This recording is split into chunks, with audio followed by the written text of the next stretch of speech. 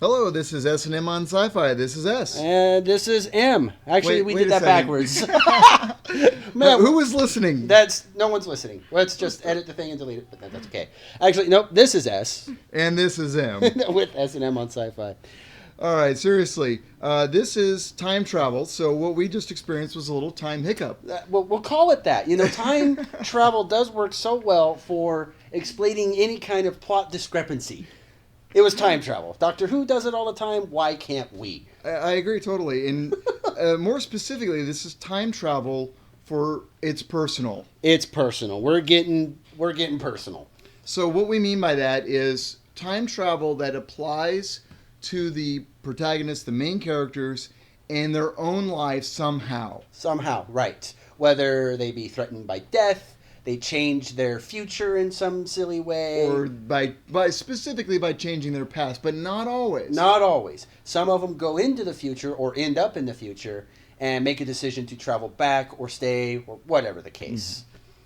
So with that in mind, we want to welcome everyone and we want to invite Wil Wheaton. Absolutely. Now, I want to get into something with Wil Wheaton. I've been showing or playing these episodes to a test audience, if you will. And one of the comments that someone has brought up is it sounds like you're stalking Wil Wheaton. I want to assure everybody that no, we are not in fact stalking Wil Wheaton. The reason I personally, for me, like to have or invite Wil Wheaton is we know Wil Wheaton initially from Star Trek Next Generation. Mm-hmm. Now, and that's his not other early shows. Stand By Me, Toy Soldiers a little bit later. Mm-hmm. But that's not why I enjoyed Star Trek. And honestly, I saw him in Star Trek, really didn't notice, care, or really give a care otherwise until years later, when I'm watching The Big Bang Theory. And we see Wil Wheaton come in. You and I have said, Em, that the best thing Wil Wheaton has ever done is to play Wil Wheaton on The Big Bang Theory. Although I really like him in Leverage, which I don't know what happened with that series, but his part was great. Absolutely. Played kind of a good bad guy in that. He kind of plays a prick, if you want to call that, of Wil Wheaton in The Big Bang Theory. I also saw him in a few episodes of Eureka in Season 4. He played kind of a jerk scientist. I don't know if all scientists are jerk or if he just played that well. Regardless. You enjoyed it, though. I enjoyed it, absolutely. So seeing him here recently has made me kind of go back and re-examine Stand By Me, Star Trek a little bit more.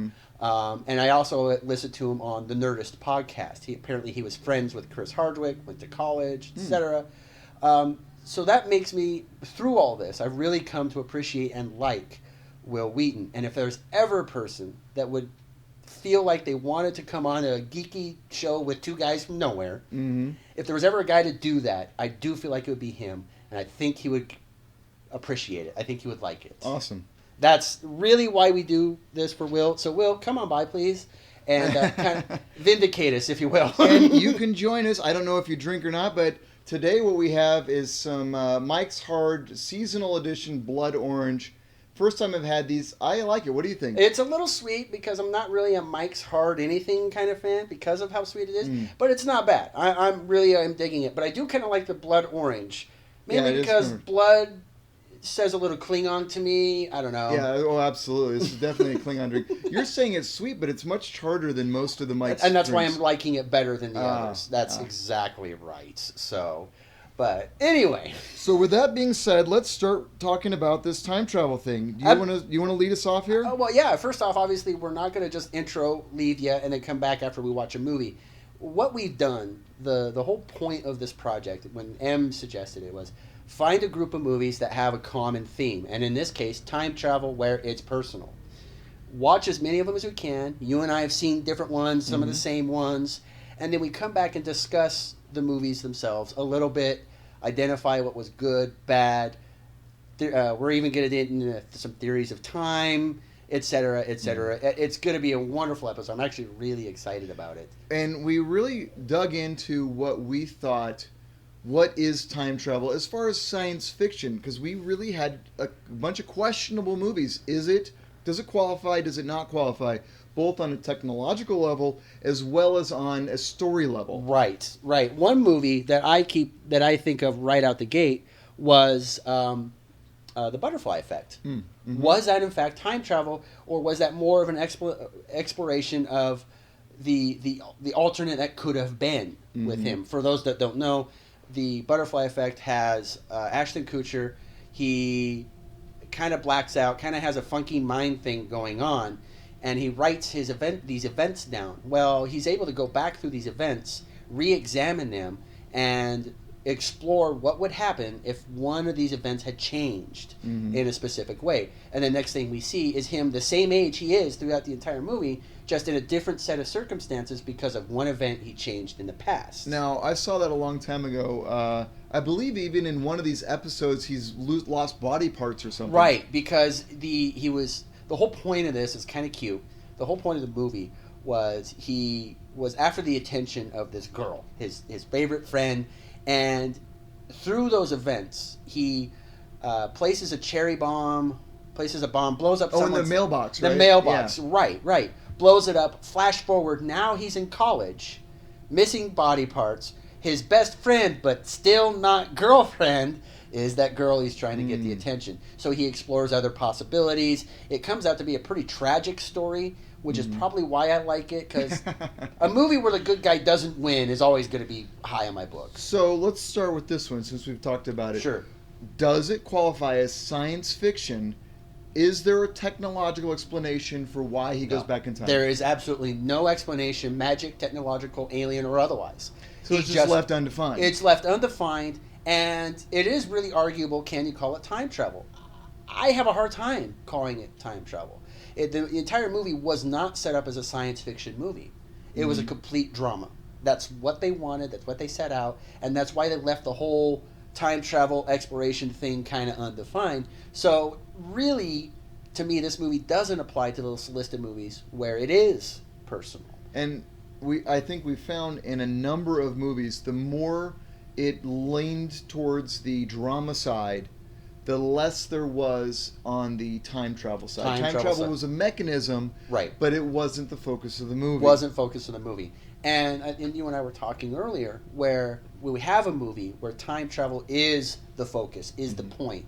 One movie we're going to talk about later in a little bit more detail is Back to the Future. The quintessential, whenever you say time travel movie, Back to the Future, boom. All three of them, really, because they were all great. But the first one specifically. Yeah.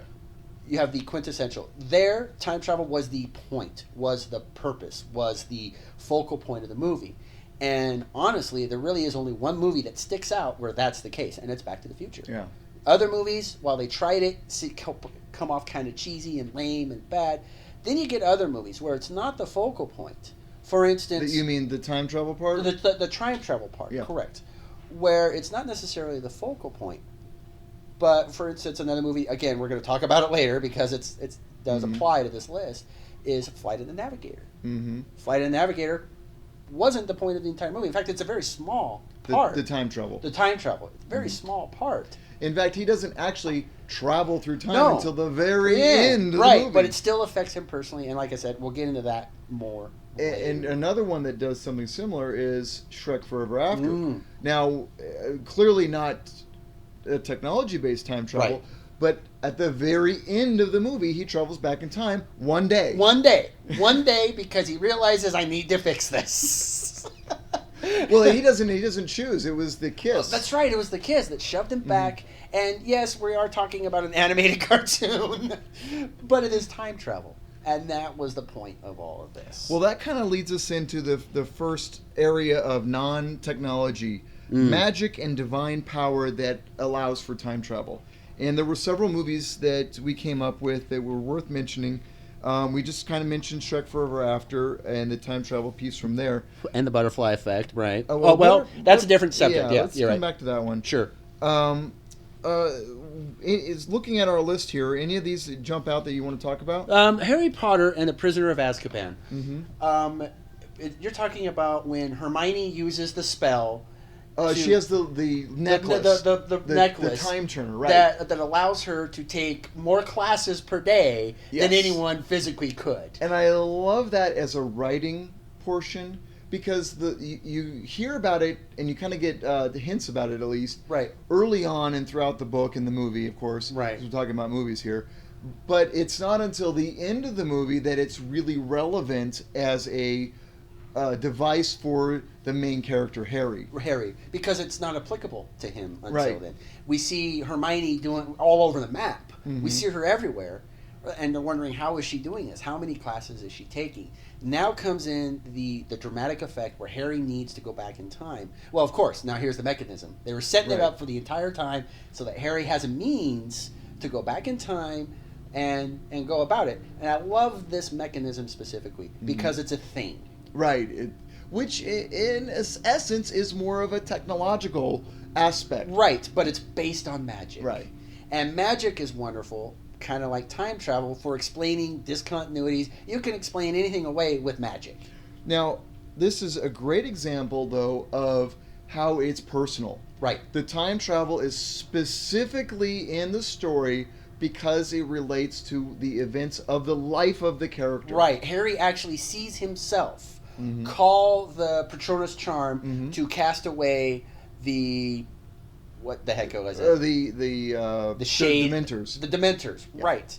And because he sees himself do that, now comes time for him to do it. Well, he knows he can because he saw himself do it. Such a beautiful device. Brings it full circle, and it doesn't even kind of... One big thing with me is it doesn't break what I feel like is a theory of time. I enjoyed it. All right. Well, another one here that doesn't use a clearly scientific explanation, Mr. Destiny. A fun movie. I enjoyed this movie. I haven't seen it in a long time, though. But basically, a genie gives this guy a wish, and he goes back to baseball. The I missed it kind of thing, and he makes it with the wish. One moment that he has hinged in his entire life on. Right, and he gets to kind of view his life as if he had made that change. Right. Again, though, is that time travel? Because to me, that's a very similar effect that we saw in the butterfly effect. Now, personally, I haven't seen the movie. I read up on the synopsis. I got the story. I get the idea. Which, by the way, how the hell is it that I haven't seen a movie with Michael Caine? I mean, Michael Caine's the genie in the bottle, for God's sakes, in this movie. And like any Michael Caine movie, even if the movie's not great, he's great. Awesome. Yeah. Right. He is dynamite. I already haven't seen the movie, and I can tell you that dude is going to be the best guy in the movie. But anyway, he goes back to that pivotal moment and he explores, or gets the chance to explore, what would happen if. It's the exact same thing in the butterfly effect. Well, let's compare that to a movie that we're going to talk about a little later some more. Is Hot Tub Time Machine. Right.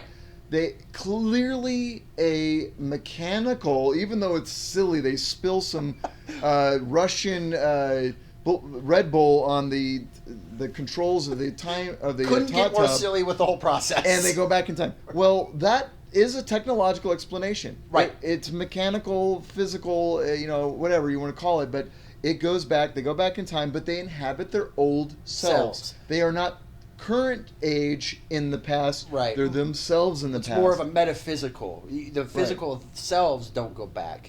Their brains, so to speak, or their consciousness does. And we see this as a reoccurring theme in a lot of these time travel movies. Peggy Sue Got Married. Right. She's herself in the past. Whereas another movie that I want to get to in just a second, The Forbidden Kingdom. Right. He goes back in the past, but he's himself in the past right. in a whole other country. He's the current age. He's the same. He's not going back into himself. He's just literally traveling through time, in the very literal sense, traveling through time. Which I enjoy those kind of movies more, I guess. But it's tough because when they really give you a mechanism and they really put you in a different time rather than, dreamy, hazy, whatever, the movie, it's a lot tougher for that movie to be pulled off. Now, I've noticed throughout this genre a lot, especially as the level of technology diminishes, what you get is these critical moments. So in The Forbidden Kingdom, he's pushed off the edge of a building, and kind of as he's falling, hits the ground. It's a little vague there. Right. He goes back in time. Right. There's another movie similar to that called Touchback. Right. A guy's trying to commit suicide, so he's basically breathing the exhaust fumes from his truck, and while he's passing out, he goes back in time and he inhabits his youthful self. So this theme of some specific moment and going back and being yourself in the past and reliving a moment that changes or your at the future. very least exploring that. Because with Touchback, while he's committing suicide, it could be easily explained that he's having hallucination from this. It could go either way. It could really go either way. So can you call it time travel? And I'm going to say no, because my argument is he's about to die or dying, and he has that moment. He explores that. He sees it, has an epiphany, and comes back. And at the very end of the movie, well, I should say, at the very end of his presence in the past, right before he returns to the future, he chooses the path that he lived. Right. Even though it meant difficulties and not Right. the money and the beautiful girlfriend and all the other things. Right. Which he did end up with a pretty woman, but it wasn't the glamorous woman. Right. So the movies with the magic or kind of the magic, or like you said, the divine power. I guess really because of the divine king or the Forbidden Kingdom does kind of get into the divine power if you really want to think about it. Mm-hmm. Because the staff was, from wherever, from the gods. Right. And not only that, Jackie Chan's character was an immortal. Mm-hmm. I mean, go on and go so forth. So they leave it kind of undefined, but in those movies, neither one of them, except for maybe Touchback, well, even then, time travel wasn't the point. Not specifically, but here's where for the Forbidden Kingdom, how it relates to the future. While he's in the past, even though in the present it's a moment, he's falling off the building. Sure. In the past, he learns to fight. He learns from two masters, Jackie Chan and Jet Li are the actors. Oh, great! Some great fight scenes. Some of the best. I love Hong Kong movies where you have two fantastic actors in the martial arts films. I couldn't have picked two better guys to do that. I love that. And movie. that's how it fits its personal part. Even though the technology isn't there to make it sci-fi, right? It's personal because in the past, something happens right. that is relevant to the future. To him in his future. Mm-hmm. Absolutely. From there, we start getting into different movies where there's a technological, physical, gizmo, gadget means. Most of these are man-made or man-induced. Mm-hmm. For instance, Hot Tub Time Machine. they didn't get into the hot tub thinking they were going to go back in time. It just happened through some electrocution I'm going to go with. But there's a gizmo. For instance, have you seen Men in Black 3? Yes. Men in Black 3, while it wasn't human in design, it still was a gizmo. Right. That technology. Technology, it was alien. Where time travel, I've noticed it seems like where technology is employed, where the alien gizmo, the human gizmo via the DeLorean, via the time machine from H.G. Wells, the time travel itself becomes a little bit more of a focal point, becomes a little bit more in your face, and gets a little bit more difficult to rationalize away some of the things that may or may not be happening. And in these movies, they're not going back to that one moment that they've hinged their lives off of. Right. Which is a better argument for time travel. Yeah. Right. They actually go back and there's a whole series of stuff. Right. Marty McFly goes back to 1955. He's in 1955. And we see that because of what he does when he comes back. And that's the most important part, in my mind, of what makes a time travel movie, whether it's science fiction or otherwise, is what's different once they're back. What have they changed? Not just in themselves. That's its personal part. But what around them, in the environment, the people, the associations. Star Trek 4, the world is saved. Right. Through time travel. But Time Travel 4, Star Trek 4 in this context doesn't even make the cut. No. Because the crew of the Enterprise, yes, they're on a Klingon ship, I get it, doesn't make this list. One, we covered the movie already. Yeah, true. On the show. But two, the crew could have turned around and said, we're out. Right. We're done. We're gone. They didn't have to do anything. They didn't have to do anything to affect themselves personally. They did it to change humanity, not themselves. Right. And the closest part that even touches on that is the glasses that are... Kirk, that he gets, right. Which, who's to say that McCoy didn't pick up from someplace, somewhere, had the lenses put back in, so there completes that circle. Now, we mentioned to ourselves a little bit ago that if the transparent aluminum had fixed the broken glass that we see at the beginning of the movie, and they replayed that broken glass at the end of the movie, if it had not broken, I would have said it would have just crept in the door. Just gotten its foot in the door. Because there would have been some change from the past that affected the future, although it still wasn't that personal. Right. It still wasn't that personal, but man, would have that been cool. Yeah. We go back, we see Scotty give the secret to transparent aluminum. Actually, or invent for the first time transparent aluminum, where it doesn't even exist in the future. Invents it. Now we see the window not breaking, and all it would take is one line from one actor going, "Thank God we have transparent aluminum." That's all it would take. I think that would have been great. But again, doesn't make the list because of that.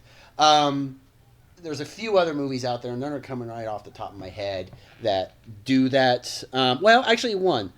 Philadelphia Experiment. Remember this movie? Mm-hmm. Philadelphia Experiment's kind of old, and it actually goes into a little bit of the conspiracy theory that's out there regarding a boat called the USS Eldridge. By the way, I always get this one confused with the Final Countdown. Right. So if you're like me, listen now because Scott's going to explain the difference. In the Philadelphia Experiment, the idea is that in World War II, they had this USS Eldridge, and they wanted to make it invisible. Conspiracy theorists are saying they wanted to make it plainly invisible. Some say they wanted to teleport through space and time. Some, a little bit more realistic people are saying maybe just invisible to magnetic mines at the time, which led to degaussing of battleships at the time. Anyway, the movie is trying to stealth the ship, trying to cloak it, to make it invisible, whatever you want. So you see all these electronics and all these gizmos and gadgets and doodads on the boat. They flip the switch, stuff goes wrong. People get irradiated, other people kind of fall off. Well, the two main actors here, the protagonists, jump overboard, but they end up falling through a time vortex and coming out from World War II in 1944, 45, whatever, and end up in 1983, 84. Mm-hmm. That movie, in my mind, doesn't make this list either because they didn't affect one damn thing to themselves. Right. The only thing that they did was they traveled through time. And not only that, they traveled into the future.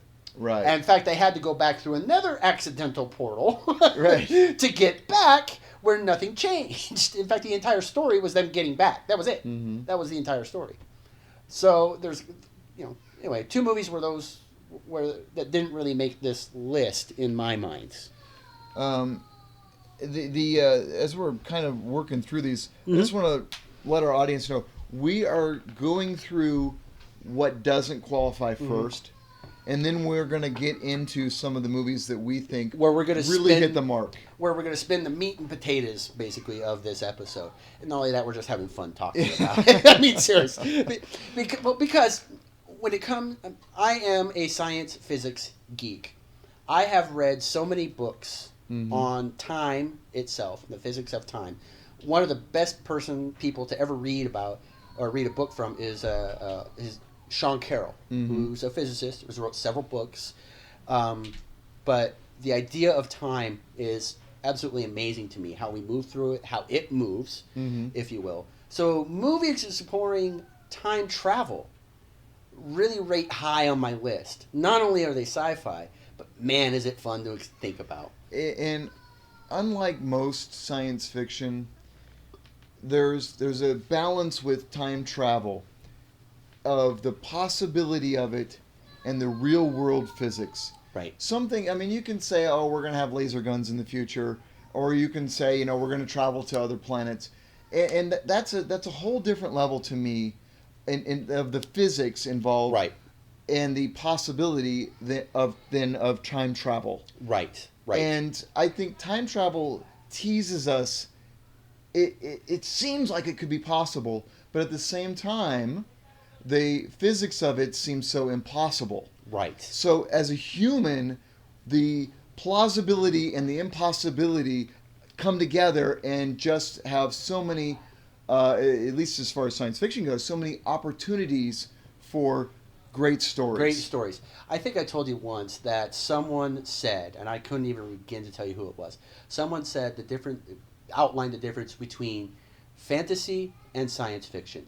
Fantasy is having the impossible become possible. Sci-fi is the improbable becoming possible. Mm-hmm. And I like to think as time travel as improbable. Mm-hmm. I'd like to think that. Some part of me says it's probably impossible, but when you give me a time travel story, especially one that involves a gizmo, a doodad, a thing, a car, a time travel thing, or even a hot tub, if you want. Give me something that allows me to do that doesn't require magic, which is more unbelievable than technology. Give me that, and I am willing to go on that story and explore that. More willing than if it were magic, so to speak, or divine will, or happenstance, whatever the case. That's a great thought. Let's use that as a jumping point to the movie Jumanji. Jumanji. Oh my goodness. So all we know about the technology of this movie, of what it allows for the time travel, is the game itself. Which we don't even know where it came from. Yeah, we have pretty much zip to go on. Right. It works, and that's all we have. Is it magic? Well, that is not. And defined. we only see the use of time travel one time, the entire movie. Mm-hmm. Again, another movie where time travel isn't the focal point, but damn, was it good. It does allow for the second condition of what we're reviewing. It allows for people to change something personal in their lives. Right, absolutely. In this case, the two young kids at the beginning of the movie grow up and move back in time, and then are able to use the information from their first growing up to change their outcome, to go back, because the in my mind the board game, using a technological methodology here, the board game created a flag. Right. Here we are. Here is the moment that the game started. The game started, and from here, with all these possible paths of these outcomes and everything possible, from there I can still go back to here. And the game does that. Upon completion of the game, or someone, I don't remember how exactly, what triggered the event. Was the game just over? He jumps on, the game piece moves to the center, and he calls out Jumanji. Which they bring a whole bunch of, it's a great story, they bring a whole bunch of pieces together. It saves his life. It fixes all the disaster of the game. Right. And it brings him and the girl together.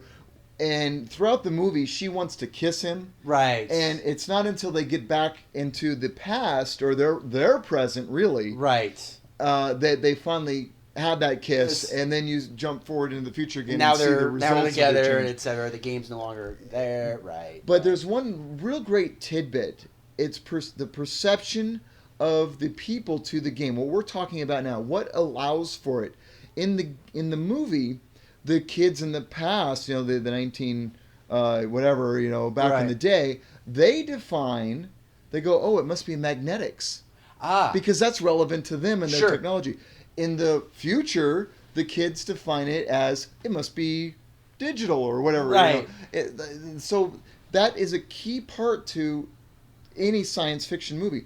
How does the viewer interpret the technology? And the technology changed as time went on. Right. So it very well could have been actual physical mechanics allowing for the time travel, or it could have been metaphysics and magic. Right. And left undefined. Absolutely. But again, it does affect the protagonist in a very personal way. Mm-hmm. It does affect in a very personal way. Well, looking at this last list, I only see one more that we haven't talked about. Do you want to talk about that one? Which one? Time Bandits? Time Bandits. I didn't see this movie. But again, it's another movie that has a big actor. It apparently has Sean Connery in it. Oh, yeah. How the hell have I missed a Sean Connery movie? So wait, you have seen it or you haven't seen it? Have not seen it. Okay. Again, but how have I missed a Sean Connery movie? I missed a Michael Caine movie, missed a Sean Connery movie. What the hell is happening to my life?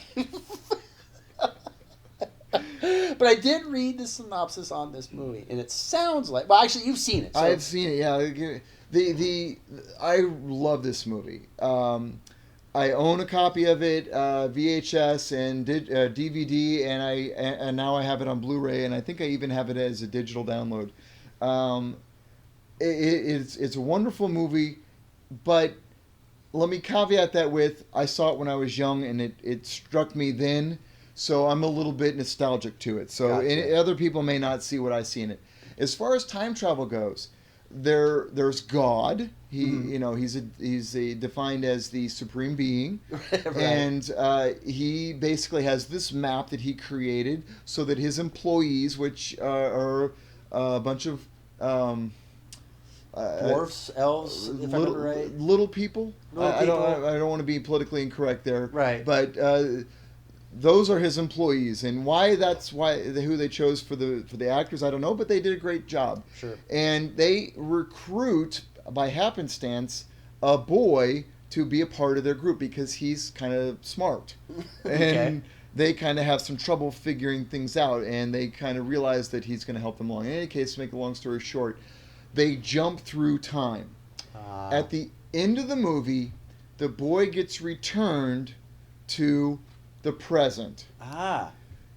However, it doesn't really have its personal part. All the jumping through time that is done throughout the movie, and they even go to a Fantasyland kind of place, never really consummates into something that directly resulted in a change to the boy's life. Right. Didn't affect him personally. Right. He was just along for the ride. Now they kind of tie in Sean Connery to the end, and they have something happen that carried over from the places that he was at, but the time travel itself did not have a relevant factor in changing his future or his present, other than that he brought along with him stuff that came from the past. Right. Well, if I remember right, from reading the synopsis, he was taking pictures as long as he went, and he had all those and the memories. I mean, he got to meet Napoleon Bonaparte. If I read this, Yep. Yeah. So a great character for any time travel movie. If you've got nowhere else to go, get Napoleon. Right, go get Napoleon, get a picture, a snapshot, say, hey, what's going on? We only said, for those of you that have not seen Bill and Ted's Excellent Adventure, he is in that movie as well. Napoleon is a featured character. We're going to get to that movie as well. I mean, well, that actually brings up a very good point. How can you talk about time travel movies without coming up with Bill and Ted? Again, a classic movie in and of itself, but with a wonderful sci-fi time travel twist. So let's look at this. It's got technology. That is what allows them to travel It's a through time. gizmo. They're getting into something. All right. So from there, they go back in time, and actually, if I remember right, God, it's been forever since I've seen this movie. They go back. They really don't affect themselves personally, so to speak, unless you count most of the movie. Throughout most of the movie, correct. Unless you count that they're looking to get a good grade on history reports.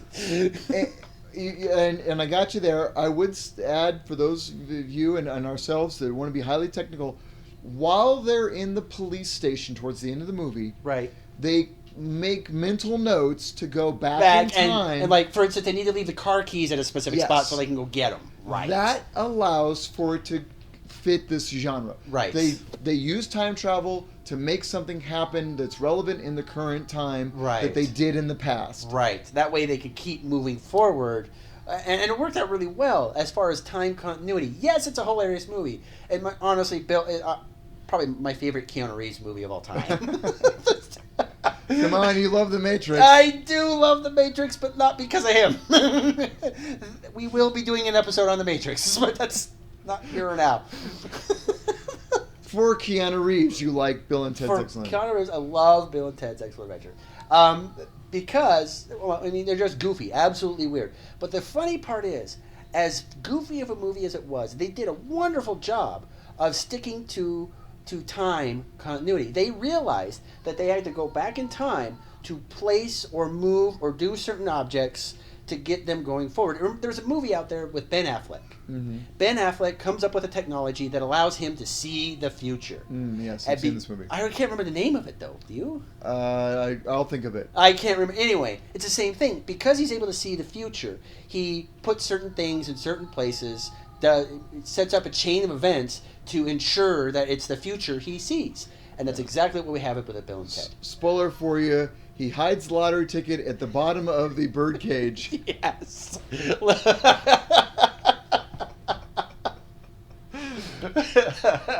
But anyway, that's the same concept we have with Bill and Ted. They ensured their own future. Mm-hmm. It wasn't a future that they were trying to get to. They made it happen. Right. And that's what made this movie into the list of movies where it's personal. They made it happen for themselves. If they hadn't, it wouldn't have been a movie. It wouldn't have gone. But anyway, Em, I don't know about you, but I'm actually due for a break. Yeah, I think we should make this a 2-part series. What do you think about stopping here? I think we should stop right about here, and then maybe either pick it up here in a few minutes, depending on what we feel like, or basically I need a bathroom break. All right. All right. Well, just in case, for those of you, thanks for joining us. This is S&M on Sci-Fi, and this is M. This is S. Thank you for joining us, and we'll catch you on part 2. Thanks for sticking around.